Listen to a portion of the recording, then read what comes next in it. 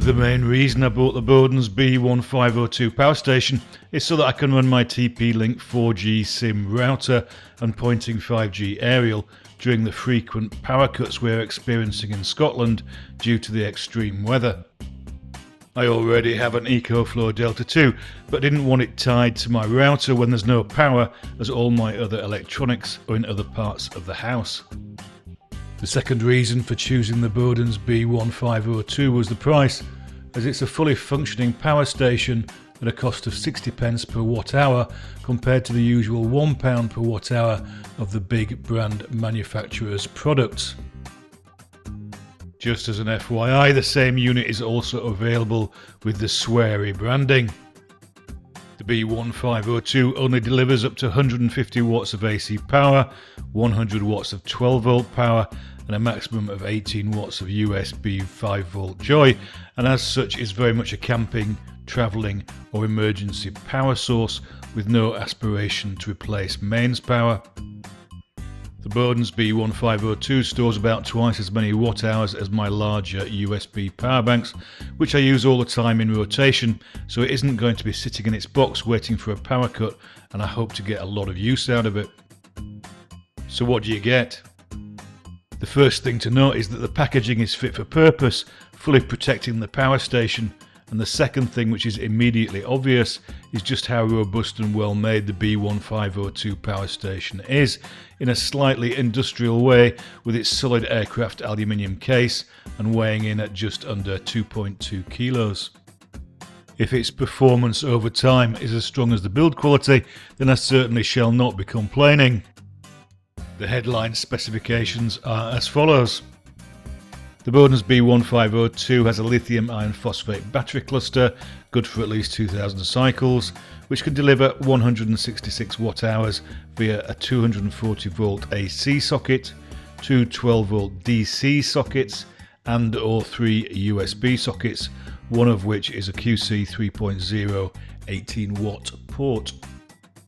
The Beaudens marketing material makes it clear that you should only expect an 85% efficiency from the unit, so available watt hours is going to be closer to 140.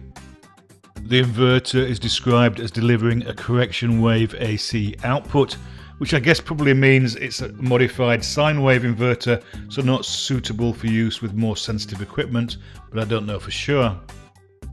The on-off switch is above the three USB sockets. There's a second switch for the 3 watt LED light and SOS spotlight on the front panel, and a single 5.5mm input socket for charging via solar, the provided mains adapter, or from a 12 volt car cigarette socket. The LCD battery display has an old school segmented battery icon showing the approximate remaining capacity, and when the on-off switch is pressed again, the AC outlet switches on with an AC icon appearing on the screen. The unit contains an MPPT solar controller, and whilst the user manual quotes maximum 2 amp input at between 13 and 22 volts, the FAQ promo on the Amazon website has them recommending a solar panel in the 60 to 100 watt range, rather than a 40 to 50 watt panel, which is what I would have expected.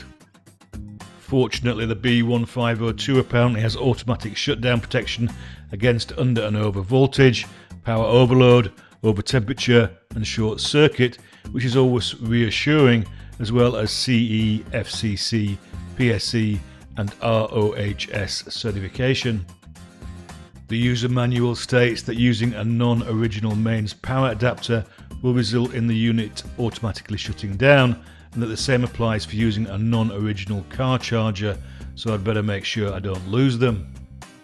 The accessories provided tick all the boxes for me, and as well as the charging power adapter, DC MC4 solar charging cable and car charger cable, there's a cigarette lighter female adapter to use the unit to power any car or van accessories that you already have. This is perfect to power my TP-Link router, which draws 1.5 amps at 12 volts, so a double plus win. My first impressions are that the Beaudens B-1502 is a reasonably priced, robust quality product that delivers a range of basic functions as described on the box, and so far it's done exactly what I need it to do without any issues. This comes with a caveat that I've not tried the solar charge function, as I don't have a solar panel array less than 325 watts. And anyway, this is Scotland and it's the winter, so there's no sun above the horizon, at least here on the west coast. As always, I'll update the description with any failures, successes or additional observations as time goes by. It's all good.